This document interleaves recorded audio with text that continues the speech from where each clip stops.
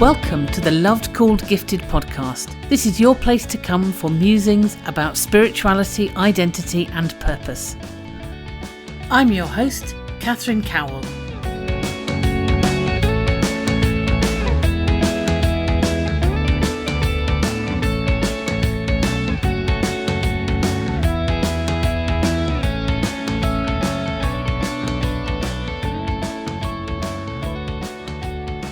So I'm delighted for this episode to be joined by Sally Bubbers. Do you want to introduce yourself, Sally? That'd be great. So I'm Sally and I work as a counsellor and a pastoral supervisor, and I have a husband and we've got 4 children between us with 3 grandchildren at the moment. And yeah, I'm just really fascinated in all this stuff that we're going to be talking about today, because it's helped me make sense of my life and helps me understand other people. Yeah. So we were going to talk, weren't we, about something called the window of tolerance. Yes. Tell us a bit about what the window of tolerance is. Yes. So the window of tolerance is a sort of idea that we all have a sort of window that you're happy operating in. Mm-hmm. You can think clearly, you can respond to people in a friendly manner. Your emotions can go up and down, but you don't feel dysregulated by stuff. And then when we get stressed, often our window of tolerance narrows and it shrinks. Yeah. And then what happens is we often can shoot into being hyper aroused, which means we're fizzed up. We might be angry, we might get really agitated about things. There's a lot of energy in our system. You might think about the adrenaline charging. Yeah. And then what happens is we can't really stay there for that long because it's not really good for our bodies. So then sometimes people drop down into a sort of hypoarousal, which is a bit like a sort of hibernating animal. Yeah. Where we just shut down. We might feel like just going to bed or just zoning out watching the telly. And it often looks like depression, that place of hypoarousal. Yeah. And some people get stuck predominantly using the sympathetic hyperarousal. Okay. And some people get stuck using hypoarousal. And others just ping along, flipping from one to the other. Yeah. One of the things that I found really interesting about this is you cannot notice that you're not in your window of tolerance. Yeah. There was a period in my life when I was particularly stressed. Yes. And I think I had gone into that kind of hyper-arousal state. Yes. And it wasn't until kind of the stress began to abate that I thought, oh my goodness, I have not been functioning terribly well. Yes. So one of the things that I was hoping that we will be able to do in the course of this conversation is really to help people to notice when they are and when they're not in that window of tolerance, because then it helps you to do something about it, doesn't it? It does. It does. And then the other thing which I am very aware of is that we kind of all have different levels of window of tolerance. Oh, absolutely. So there are some people who seem to be able to cope with, like, it doesn't matter what happens. Yes. They sort of maintain this kind of level. Yeah. Somebody was telling me about Chris Hadfield, the astronaut person who's on the space station and was doing a spacewalk, and something went wrong with his spacesuit, which meant that he was kind of really in mortal danger. But the people monitoring his vital signs, kind of nothing changed. He just sort of sorted it out. Whereas I would be, I would have left my window of tolerance before we'd left Earth. Yes. So, and what's fascinating about that is how just thinking about something, which is agitating to us, can actually shift us out of our window of tolerance. That's really interesting. The power of thought is amazing. Yeah. So if you're thinking about needing to go to a meeting, or a child's thinking about going to school and they're anxious, they can go out of their window of tolerance before they've got their shoes on in the morning. Yes, I've certainly seen that. We had a season of school being tricky. Yes. And definitely I would relate to that. Yes. So, Sally, what do you think influences how big and small our window of tolerance is? I don't honestly think that we really know in terms of giving a single answer. Yeah. But I think there are a lot of things which can contribute towards it. So what we call developmental trauma. So if children are frightened or they have people around them that are frightening, yeah, it can mean that they don't necessarily learn to self-soothe because the adults around them are not helping them to regulate themselves. Yeah. So that ability to kind of bring yourself back down. That's right. So a baby can't regulate themselves. No. So when a baby's upset or a toddler's upset, an adult has to come along and help regulate them with their own body being calm and also distract them for them to learn that they don't have to stay in that place of dysregulation. If that doesn't happen for a child, or if, for example, there's an adult that's very scary, a child will tend to shut down so that they just staying very quiet and out the way, and the danger is out there. So there's stuff about safety. Yeah. There's stuff about learning how to regulate ourselves. Yeah. Which plays into attachment theory. Yes, we did an episode on attachment theory. I can't remember which one it is, but they can look that up. They can have a look. Yeah, definitely. And then general stresses in life, really. And the problem is that once the window of tolerance gets narrower, the more stressful we find life. Yes, it's a bit of a vicious cycle, isn't it? It is. Yes. Yeah. But there are ways of widening the window of tolerance. So should we have a think about that a bit later when we've talked about how you know when you're not in your window of tolerance? So how you know when you're not in your window of tolerance? Often it's about noticing patterns within ourselves. Yeah. So we're almost observing ourselves. Does the world feel safe to you? Do you have this urge, which comes on very quickly sometimes, to just go and hibernate or shut down? Yeah. But there's a lady called Norma Howes, and she uses the 7 Fs. Okay. So we could run through the 7 Fs, and there's another one being added to it. The first one is fight. Yep. So if we get agitated, feel threatened by something, then we might get angry. Yeah. And just get very cross with ourselves or other people. Then there's flight. Running away. Yes. But what's really interesting about running away is that we can run into things like drink to help us, drugs, physically running away, using things that help us to feel better about ourselves in that moment. Yeah. And some people do a lot of running. Physically, they run to burn off the adrenaline in their systems. And if you find that you've got to go to the gym, otherwise you can't function, well, maybe actually you've got a very narrow window of tolerance, and that's trying to burn off energy. Yeah. So then we've got freeze. Yeah. So that often happens if you feel like you want to run away, but you can't. Right. And so there's often a lot of high tension in the body, and it's like a rabbit in the headlights. Yeah. That sort of thing, actually, where you're just frozen with high tension in your body because you can't run away and you're stuck.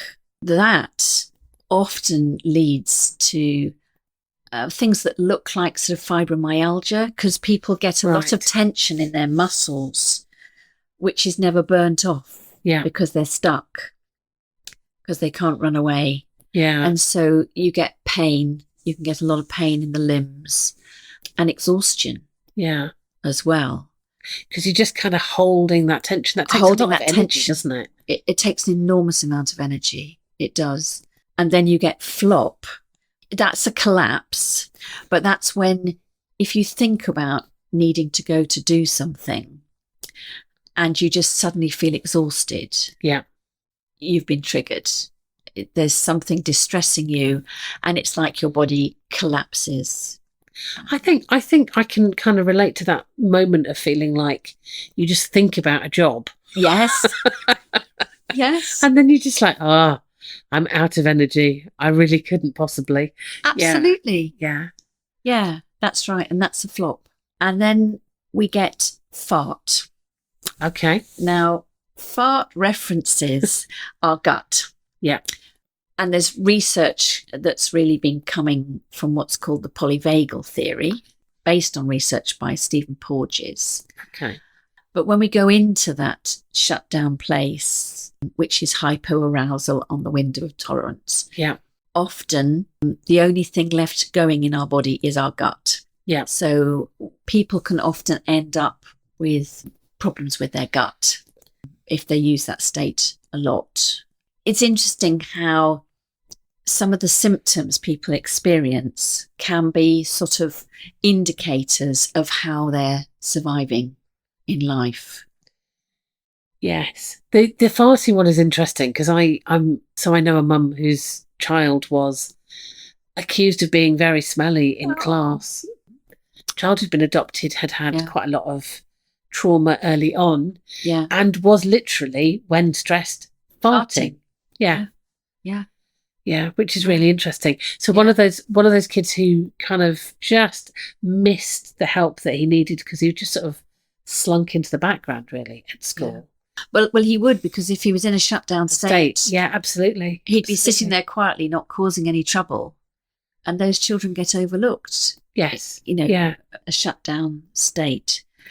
So then we also get reproduction. You can guess the F connected with that. Can't imagine.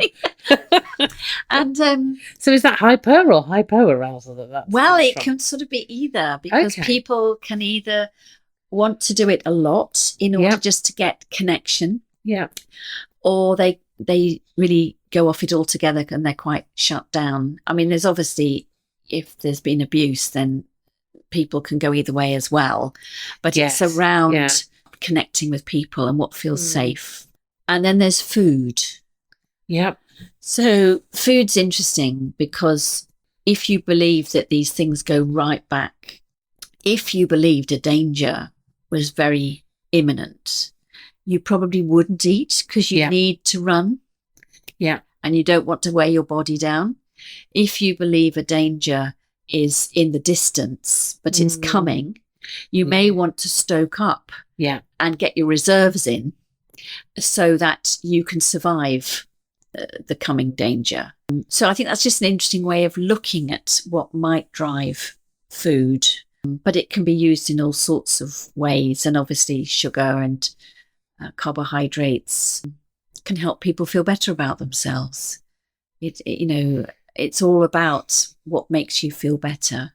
Yes. And some people get a connection to a certain food, that they ate something one time and they felt good. And after that, they think, oh, well, if I eat that, I'll get that good feeling again. Yes. Yeah. Or their mother might have given them a sweet when they were good, and that there was a good connection with that. Dan Siegel also talks about how if parents are very nervous feeding their children, the children might pick up on their anxiety and then connect food with being anxious. There's all sorts of stuff that can play into this, but food is another one that people use to feel better. Yeah. So is that all of our Fs? Yes. And there's another one being added to it called a fawning. So sometimes if we're feeling threatened by the world, we'll just want to please people. So there was fight, flight, freeze, flop, fart, reproduction, food, and fawn. Yeah. So there's the 8. So the fawning is trying to get that good feeling from other people, kind of like pleasing people. Yeah. And I think it's a lot about feeling safe. Yeah. Because if you're pleasing people, that will keep you safe. You feel safer. Yes. Yeah. Absolutely. You can notice that you're in a freeze pattern when you've got kind of thoughts going, when you go around a thought loop. Yes. Am I right about that? Is that yes, that could be you're stuck with thoughts going around in your head because you can't run away. Yeah. And sometimes I do believe that we have parts of ourselves.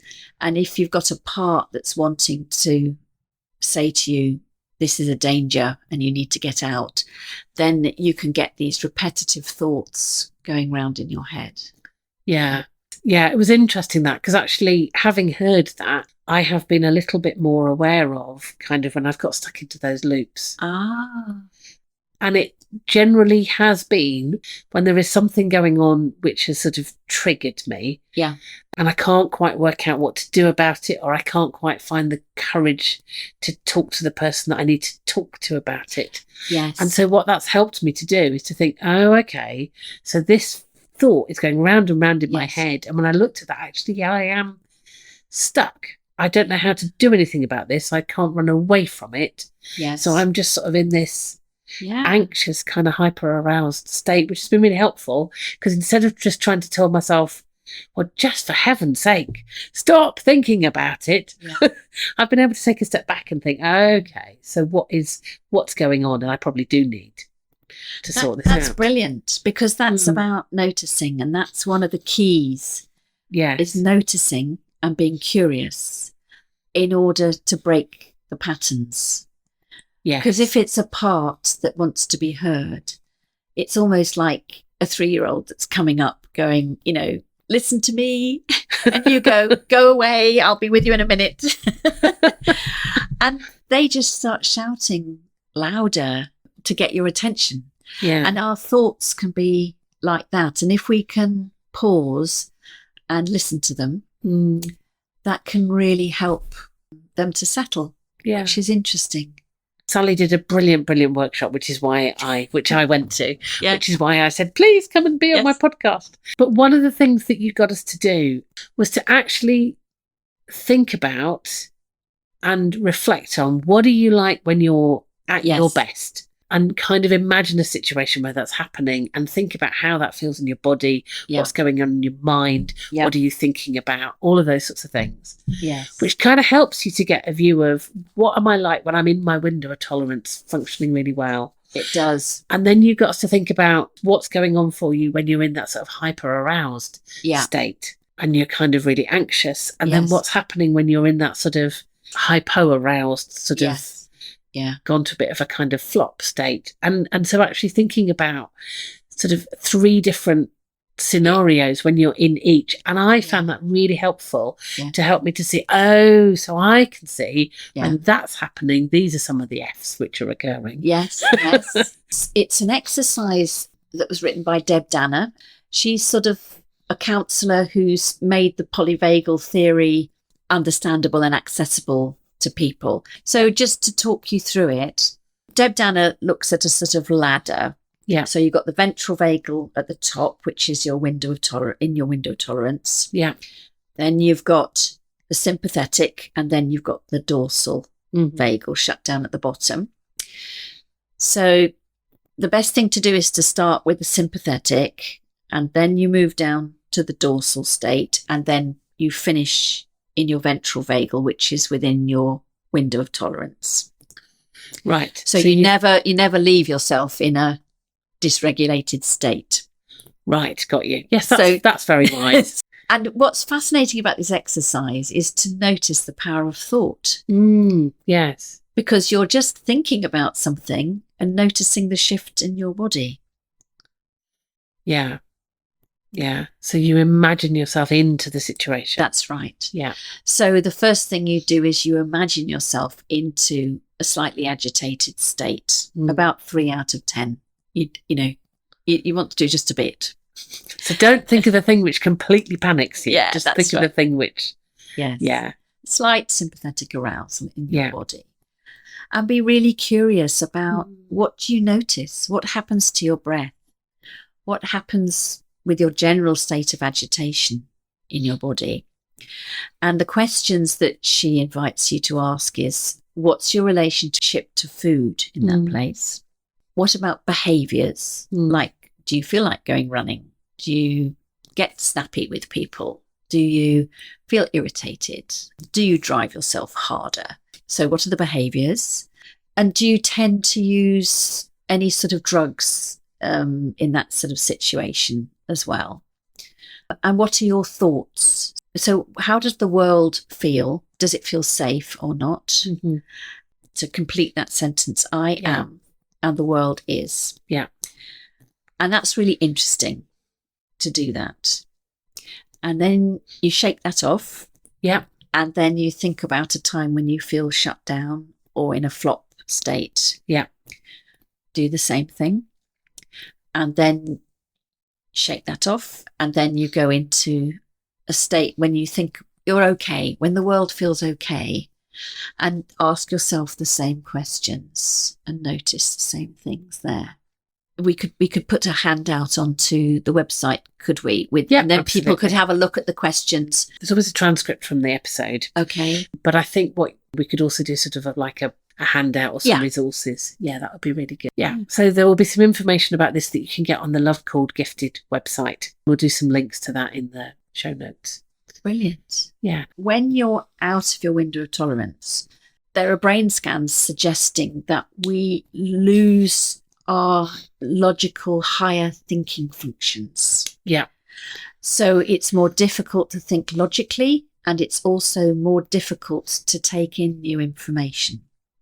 So I remember when I was learning about therapeutic parenting. Yes. That they talked about sort of a red brain and a blue brain. Yeah. So your red brain is the thing which has pushed you out of your window of tolerance. So you're kind of feeling like I might be in the woods and there's a bear after me. That's right. So now I don't need the thing which is going to help me to think logically. So that's gone. And then your blue brain is the kind of when you are in your window of tolerance and you can think. So this has massive implications if you're trying to communicate with somebody that is out of their window of tolerance. Yes.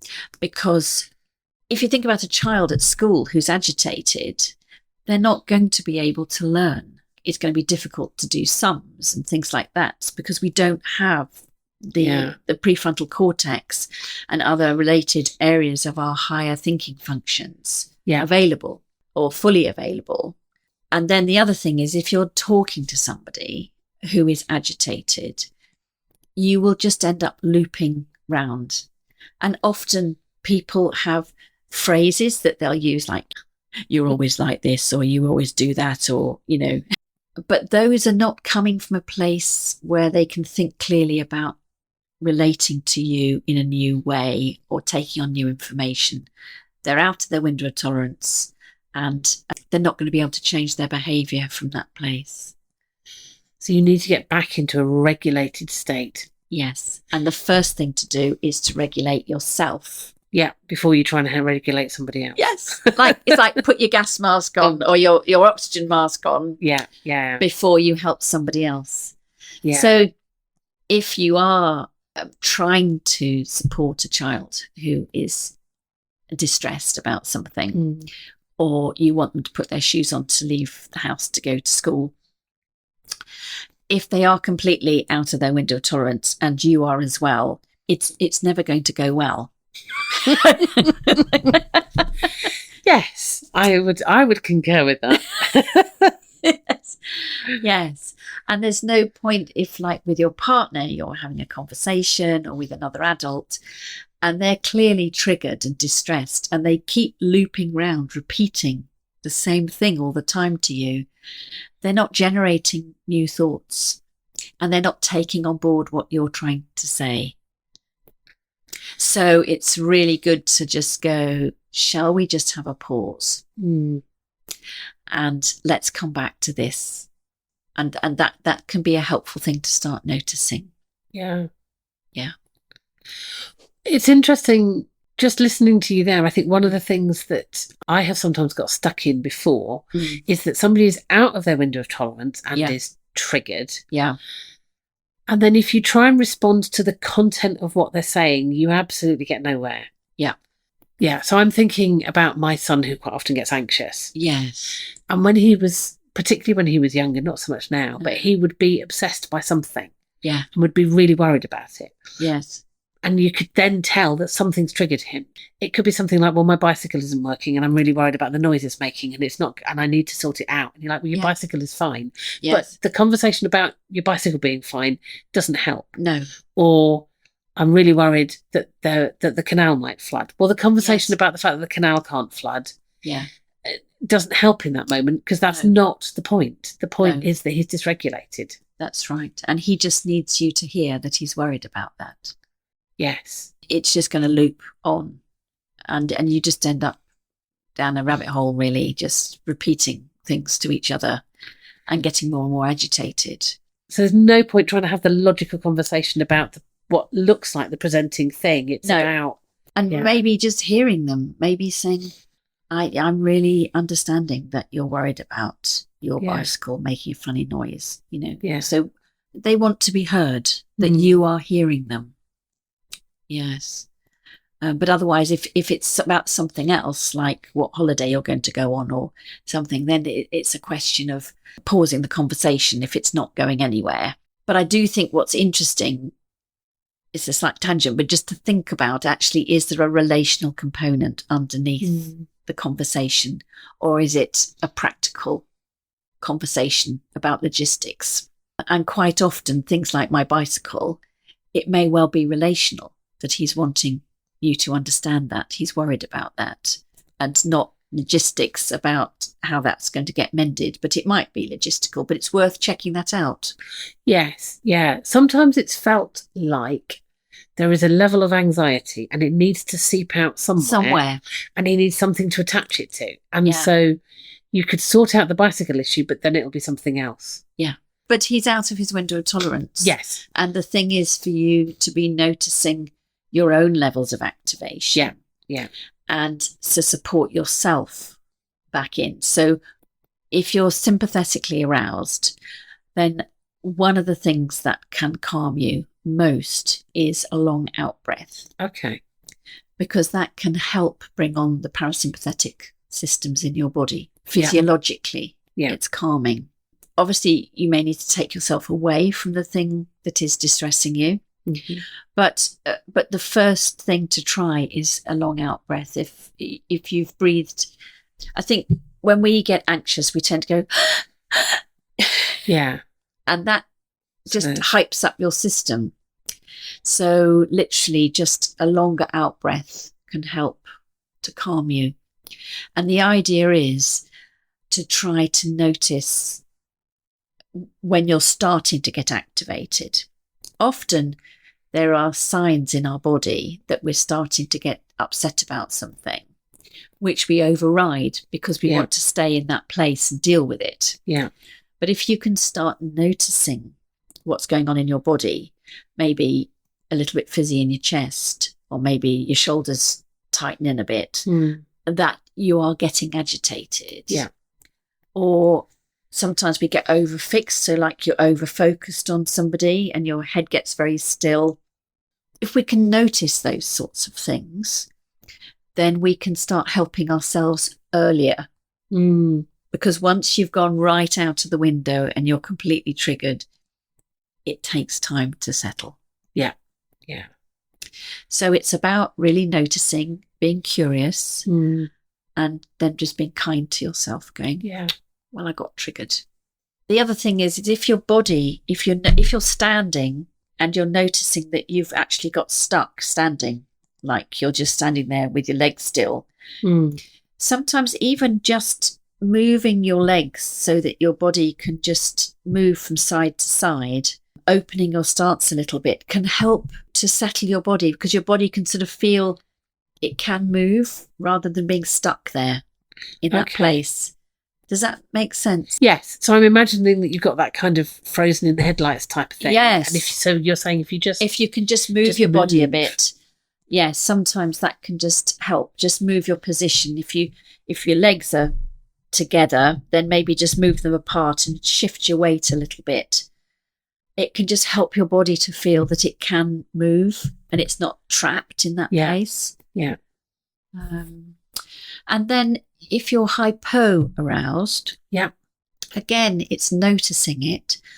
But if you want to bring yourself up, you can try tapping your thighs with your hands, tapping your upper arms, and just doing a slightly bigger in-breath can help just to wake you up a bit. So sort of the opposite of the long out breath. That's right. Yes. Big in-breath. Yeah. That can help you. Yes. Those are just simple things. But a lot of it is about learning to notice. Yes. And then being kind to yourself. Because we've all got parts of ourselves that can notice and start observing these states in our bodies. And if they can start doing that, the idea is to always ask yourself, what happened just before? And what happened just before that? Was there a point when I might have been able to intervene? Maybe either in yourself or in your child or your partner, you might start noticing the angle of their head changes or their shoulders change when they're starting to get agitated or shut down. And at that point, you might be able to say something. Yeah. Before they've gone right out of their window. So if they have gone right out of their window, it's about finding some way of getting a pause if people are very highly agitated or even very shut down. Because once they're feeling threatened, people have got to settle and feel safer.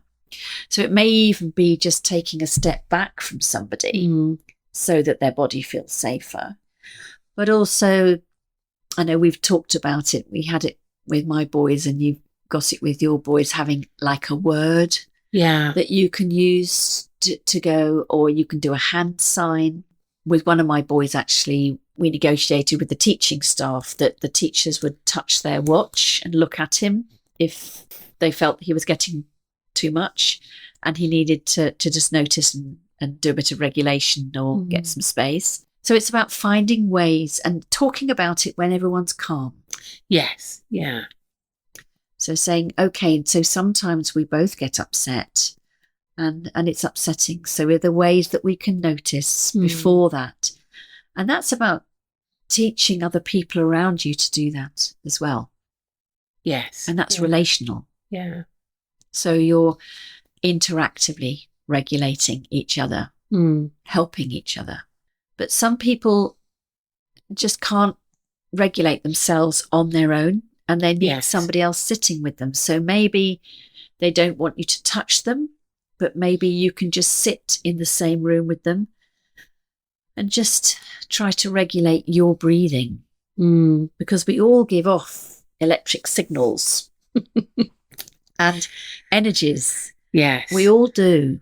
Yeah. And other people can pick up on that in minute levels. And so if we can settle ourselves, that will help interactively regulate the other person, which is what we do with babies. Yes, absolutely. So going back to what you were saying much earlier, actually, if somebody hasn't learnt that from when they were small, you kind of need to learn it later. That's right. And people talk sometimes, don't they, about being a non-anxious presence, and that's sort of what you're saying, really, that if you can just be there and be calm, then hopefully the person who's dysregulated can kind of bring themselves down. So you're not demanding anything of them. You're just present and waiting for the thing to kind of settle a bit. But being present is key. Yeah. That you're not in a shutdown state. Yes. Because some people might think, well, I was sitting there calmly, but actually they were shut down. They weren't actually present and available to the person. It's really noticing what state you're in. Or you might be sitting there seething still. And the energy of that will come off. Just waiting for somebody else to calm down so you can get your next bite in, you know? Yes, yeah. Yeah, and I can definitely relate to that, ending up in a hypo-aroused state. Yeah. And simply waiting for things to calm down, particularly when things have been really difficult. And there came a point when people would often say to me, oh, you're so patient. Yes. And I am. I have to. But there have been times when it's not actually been patient. I've been completely outside of my window of tolerance, but the only thing I can do is just kind of be physically present, but sort of mentally absent. And that's not terribly helpful. Well, it's probably better than... I mean, it's surviving, isn't it? Yeah, it is, yeah. But you noticed, and that is fantastic. It's really good that you noticed that. And then once you are regulated, you can offer repair. Yes. And that's the key thing. I mean, Dan Siegel, I heard him say once that we only need to be available to our children in, attuned availability 30% of the time to achieve secure attachment, which is amazing. And actually offering repair when we are calm is vital. That it helps your child to kind of complete the cycle that they're in. Yeah. In that you've become detached from one another. That's right. And if you come back and say, I was really struggling. Yeah. I do that with my kids. And my youngest in particular is so good at saying, oh, no, I get like that. I completely understand. Yeah. Sort of many years of sort of working on this stuff together, we've ended up with a kind of a shared language. Yeah. And so my understanding of him sort of bleeds into his understanding of me. But it means that his dysregulation, I think, is kind of when it happens, he knows that it's normal, it's part of what happens, and we get round it and we get through it and we repair afterwards. That's it's so beautiful, that really. And that's what you would hope to be able to achieve. And he's learning then that it can be repair. And that also you're acknowledging that you get dysregulated as well, which is vital, because otherwise children's experience is denied. Yes. And then they actually lose trust in what they're seeing. Because if they say, well, I think you were cross with me, and you go, no, I wasn't, but you clearly are, they start distrusting what they're seeing in other people and what they believe is happening in themselves as well. And that's very dysregulating in terms of owning dysregulation or calm or whatever state we're in. I love the language of parts, to say a part of me got upset or a part of you got angry, because it means it's not the whole of the person. And I love that, because when people go, I disapprove of your behaviour, it's like you're disapproving of the whole person. But if you say, I really struggle with the behaviour of that part of you, that's a very different message that you're giving to somebody. Yeah. And also owning yourself, that you got agitated, but there's parts of you that can be calm as well. Yes. Yeah. Yes. There's a lot in the conversation that we've had which has been about noticing, and there's something very compassionate about saying, I can simply notice what is happening. Yes. There isn't any, well, you shouldn't be. No. It's just, okay, well, I'm noticing this and I'm going to bring myself back. That's right. So we've talked a bit about kind of how you get back into the window of tolerance in the moment. I'm wondering whether there are ways of increasing your window of tolerance over time, whether there are practices that help with that. Yes, there are. Yeah. There are. All the research shows that mindful practices, so mindful contemplative practices, which really mean bringing ourselves into the present moment, are key to widening the window of tolerance. Yeah. And getting us back into ventral vagal. So the problem with those things, I find, is that if you've got somebody that's really agitated or lives their lives at 90 miles an hour, they're not going to sit down for 20 minutes and do a mindful practice. But what you can do is do things like give yourself a commentary while you're brushing your teeth, because you're bringing your mind and your focus to attend to what you are doing in that moment. And that effectively is a mindful practice. If you're out walking, you could just try to consciously slow the pace that you're walking and notice what's on the ground or the flowers around you. You could look out of the window and look at the clouds going by, or just see some birds flying past, and give yourself a commentary. You could boil a kettle to make a cup of tea, and again, give yourself a commentary. So all those sorts of things are mindful practices. Washing your hands, again, just be aware of the temperature of the water, of the soap. And then if you can manage to lengthen your out-breath slightly, that's really good for calming. So if you can start doing that as well. And then you can maybe build up to maybe doing like 3 or 4 seconds of doing an in-breath, counting in for 3 and out for 4. And that can help settle. Noticing where your breath is going, whether it's high up in your chest or whether you can just deepen a bit into your belly. So your breath is down in your belly. The other thing to be really curious about is some people have paradoxical breathing. And so when they breathe in, their tummy goes in. And when they breathe out, their tummy goes out. Yeah. And you want to try to change that if you can, so that when you breathe in, you're breathing in and you can feel your lungs and your belly expanding with your diaphragm going down. And then when you breathe out, they come in. Yes. The first time I found out about that was when I learned to play the trombone as a teenager. Yes. But it's interesting because the paradoxical thing, but often when people say breathe in, yes, they mean kind of bring your tummy in, which is entirely different. So, yes, learning that when you breathe in, you want your tummy to come out. Yes. And just putting your hand on it will help you to notice what's going on. Yes, and you can feel your diaphragm going down, and you don't want to force any fullness of breath because that can trigger the body as well. So it's a very gentle learning to do that. So I believe what you want to achieve is about 6 to 7 breaths a minute is optimal, because also that can help to tone your vagus nerve.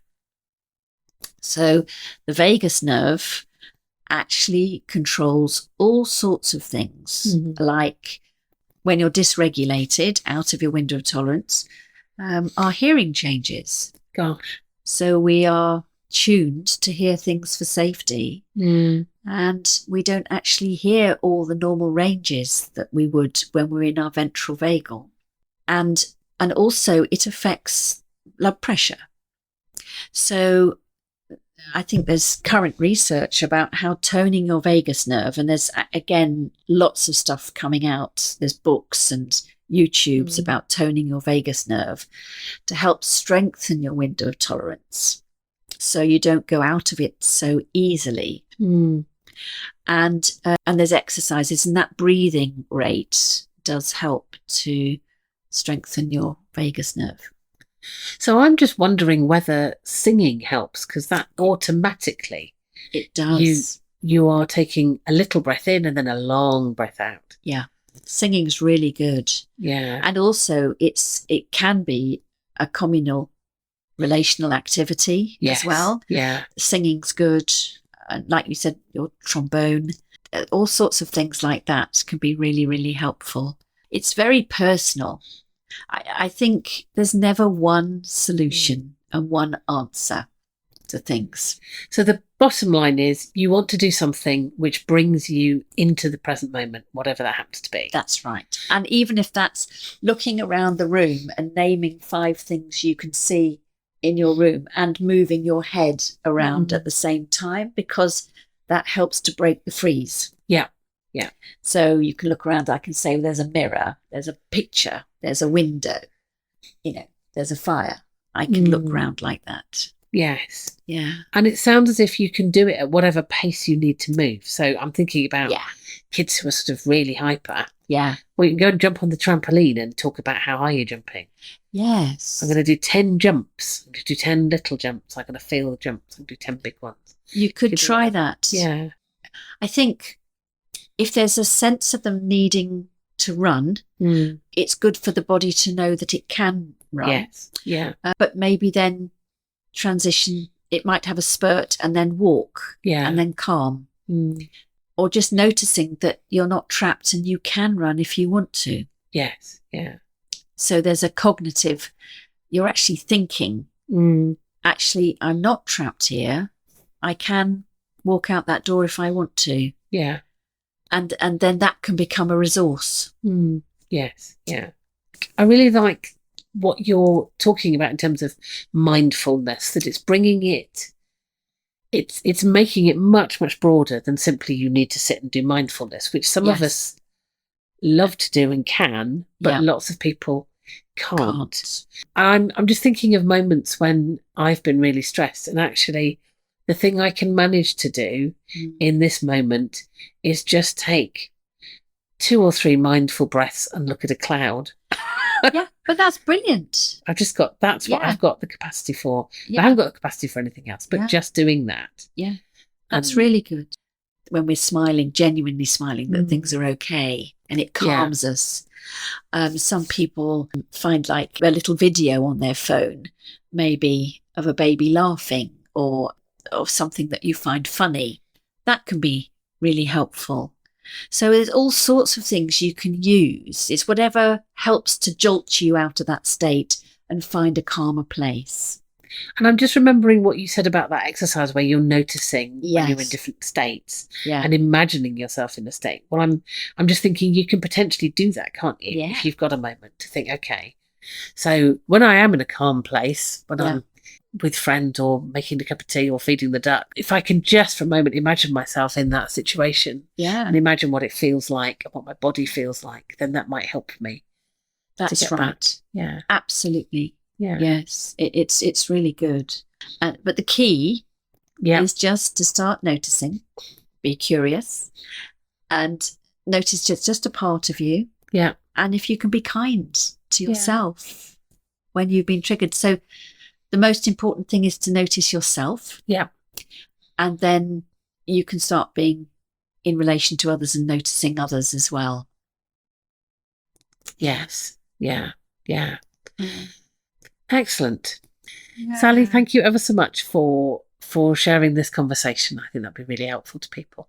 I hope so. You're welcome. Thank you. Thank you. Yeah. Hope you enjoyed this episode of the Loved Called Gifted podcast. If you'd like to get in touch, you can email lovedcalledgifted@gmail.com. You can find a transcript of this podcast at lovedcalledgifted.com, and that's also the place to go if you're interested in the Loved Called Gifted course, or if you'd like to find out about spiritual direction or coaching. Thank you for listening.